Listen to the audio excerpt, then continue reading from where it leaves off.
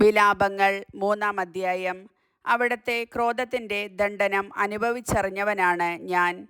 പ്രകാശത്തിലേക്കല്ല, കൂരിരുട്ടിലേക്കാണ് അവിടുന്ന് എന്നെ തള്ളിവിട്ടത്. അവിടുത്തെ കരം ദിവസം മുഴുവൻ വീണ്ടും വീണ്ടും പതിക്കുന്നത് എൻ്റെ മേലാണ്. എൻ്റെ മാംസവും തൊലിയും ജീർണിക്കാൻ അവിടുന്ന് ഇടയാക്കി. എൻ്റെ അസ്ഥികളെ അവിടുന്ന് തകർത്തു. അവിടുന്ന് എന്നെ ആക്രമിക്കുകയും യാതനയും ദുരിതവും കൊണ്ട് എന്നെ പൊതിയുകയും ചെയ്തു. പണ്ടേ മരിച്ചവനെ എന്ന പോലെ എന്നെ അവിടുന്ന് അന്ധകാരത്തിൽ പാർപ്പിച്ചു. രക്ഷപ്പെടാതിരിക്കാൻ അവിടുന്ന് എനിക്ക് ചുറ്റും മതിലുകെട്ടി. ഭാരമുള്ള ചങ്ങലകൾ കൊണ്ട് എന്നെ ബന്ധിച്ചു. ഞാൻ വിളിച്ചപേക്ഷിക്കുന്നെങ്കിലും അവിടുന്ന് എൻ്റെ പ്രാർത്ഥന ചെവിക്കൊള്ളുന്നില്ല. ചെത്തിയെടുത്ത കല്ലുകൊണ്ട് അവിടുന്ന് എൻ്റെ വഴിയടച്ചു. എൻ്റെ പാതകളെ അവിടുന്ന് വളഞ്ഞതാക്കി. അവിടുന്ന് എനിക്ക് പതിയിരിക്കുന്ന കരടിയെപ്പോലെയും ഒളിച്ചിരിക്കുന്ന സിംഹത്തെപ്പോലെയുമാണ്. അവിടുന്ന് എന്നെ വഴിതെറ്റിച്ചു കൊണ്ടുപോയി ചീന്തിക്കീറി ഏകനായി ഉപേക്ഷിച്ചു. അവിടുന്ന് വില്ലുകുലച്ച് എന്നെ അസ്ത്രത്തിന് ലക്ഷ്യമാക്കി. അവിടുന്ന് ആവനാഴിയിലെ അമ്പ് എൻ്റെ ഹൃദയത്തിലേക്ക് അയച്ചു. ഞാൻ ജനതകൾക്ക് പരിഹാസപാത്രമായി. ദിവസം മുഴുവൻ അവർ എന്നെ പരിഹസിച്ചു പാടുന്നു. അവിടുന്ന് എന്നെ കയ്പ് കൊണ്ട് നിറച്ചു.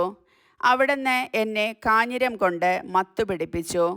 കല്ലു ചവച്ച് പല്ലു പൊടിയാനും ചാരം തിന്നാനും എനിക്കിട വരുത്തി. എൻ്റെ ആത്മാവിന് സ്വസ്ഥതയില്ല.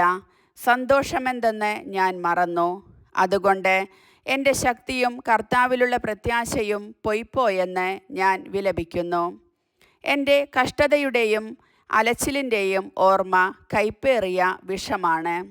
അതിനെപ്പറ്റി നിരന്തരം ചിന്തിച്ച് എൻ്റെ മനം തകരുന്നു. എന്നാൽ ഞാൻ ഒരു കാര്യം ഓർമ്മിക്കുന്നു, അത് എനിക്ക് പ്രത്യാശ തരുന്നു. കർത്താവിൻ്റെ സ്നേഹം ഒരിക്കലും അസ്തമിക്കുന്നില്ല. അവിടുത്തെ കാരുണ്യം അവസാനിക്കുന്നില്ല. ഓരോ പ്രഭാതത്തിലും അത് പുതിയതാണ്.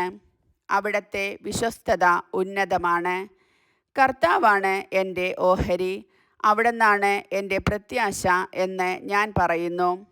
തന്നെ കാത്തിരിക്കുന്നവർക്കും തന്നെ തേടുന്നവർക്കും കർത്താവ് നല്ലവനാണ്. കർത്താവിൻ്റെ രക്ഷയെ ശാന്തമായി കാത്തിരിക്കുന്നത് ഉത്തമം.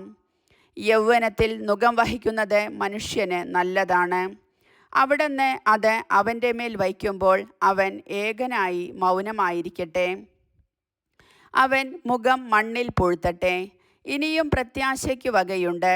അവൻ്റെ കവിൾത്തടം തല്ല് ഏറ്റുവാങ്ങട്ടെ. നിന്ദനം കൊണ്ട് അവൻ നിറയട്ടെ. എന്തെന്നാൽ കർത്താവ് എന്നേക്കുമായി ഉപേക്ഷിക്കുകയില്ല. അവിടുന്ന് വേദനിപ്പിച്ചാലും തൻ്റെ കാരുണ്യാതിരേകത്തിന് അനുസൃതമായി ദയ കാണിക്കും. അവിടുന്ന് ഒരിക്കലും മനഃപൂർവ്വം മനുഷ്യമക്കളെ പീഡിപ്പിക്കുകയോ ദുഃഖിപ്പിക്കുകയോ ചെയ്യുന്നില്ല. തടവുകാരെ ചവിട്ടിമെതിക്കുന്നതും അത്യുന്നതൻ്റെ സന്നിധിയിൽ മനുഷ്യൻ്റെ അവകാശത്തെ തകിടമറിക്കുന്നതും മനുഷ്യനെ നീതി നിഷേധിക്കുന്നതും കർത്താവ് അംഗീകരിക്കുന്നില്ല. കൽപ്പന കൊണ്ട് മാത്രം കാര്യം നടപ്പിലാക്കാൻ ആർക്കു കഴിയും? കർത്താവിനല്ലാതെ ആർക്ക്? അത്യുന്നതൻ്റെ അധരത്തിൽ നിന്നല്ലേ നന്മയും തിന്മയും വരുന്നത്. മനുഷ്യൻ വെറും മർത്യൻ.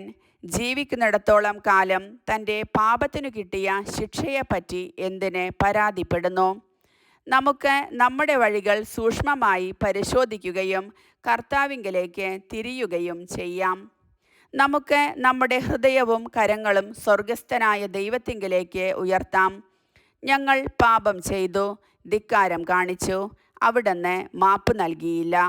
അവിടുന്ന് കോപം പൂണ്ട് ഞങ്ങളെ പിന്തുടർന്നു. ഞങ്ങളെ നിഷ്കരുണം വധിച്ചു. ഒരു പ്രാർത്ഥനയും കടന്നു ചെല്ലാനാവാത്ത വിധം അവിടുന്ന് മേഘം കൊണ്ട് ആവൃതനായി. ജനതകളുടെ ഇടയിൽ ഞങ്ങളെ അവിടുന്ന് ചപ്പും ചവറുമാക്കി. ഞങ്ങളുടെ ശത്രുക്കൾ ഞങ്ങൾക്കെതിരെ വായ് പിളർന്നു. സംഭ്രാന്തിയും കെണിയും ഞങ്ങളുടെ മേൽ പതിച്ചു. വിനാശവും ശൂന്യതയും ഞങ്ങളെ ഗ്രസിച്ചു. എൻ്റെ ജനതയുടെ പുത്രിക്കുണ്ടായ നാശനിമിത്തം എൻ്റെ കണ്ണുകളിൽ നിന്ന് നീർച്ചാലുകൾ ഒഴുകുന്നു.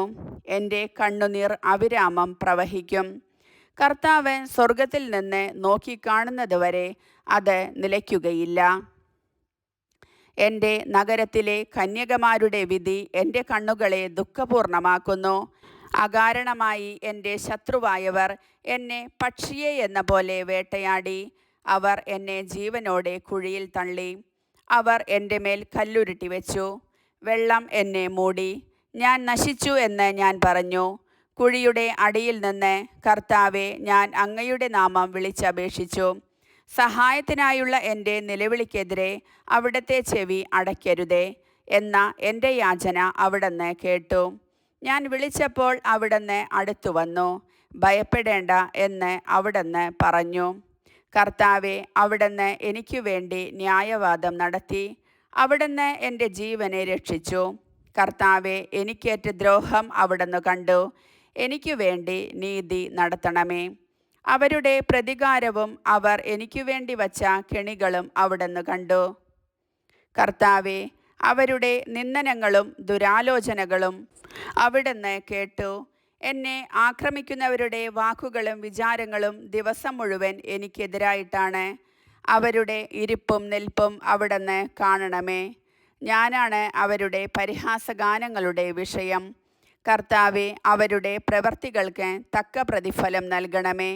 അവരുടെ ഹൃദയത്തെ മരവിപ്പിക്കണമേ. അവിടുത്തെ ശാപം അവരുടെ മേൽ പതിക്കട്ടെ. കർത്താവെ, കോപത്തോടെ അവരെ പിന്തുടർന്ന് അവിടുത്തെ ആകാശത്തിൻ കീഴിൽ നിന്ന് അവരെ നശിപ്പിക്കണമേ. കർത്താവിൻ്റെ വചനം.